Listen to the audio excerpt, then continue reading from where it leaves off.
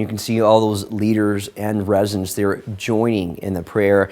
For the next several days, Rockford is trying to stay strong and pick up the pieces left behind by this disaster. Our Dylan Valencia joins us live from the Emmanuel Episcopal Church in Rockford this morning, where in just a few short hours, an annual event will have an entirely different meaning this time around. Dylan, good morning. What are faith leaders doing to observe Good Friday during this terrible moment our community is trying to make sense of?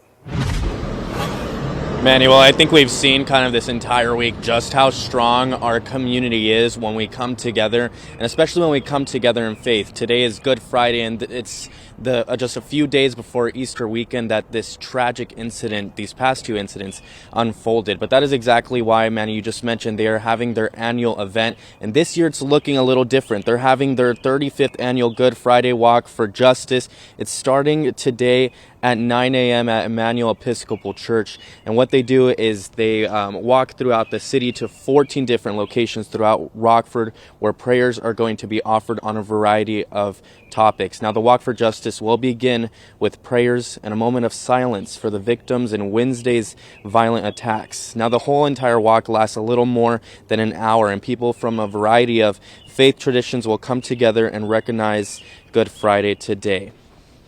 I think we need to address them and talk to people, and we pray for the victims.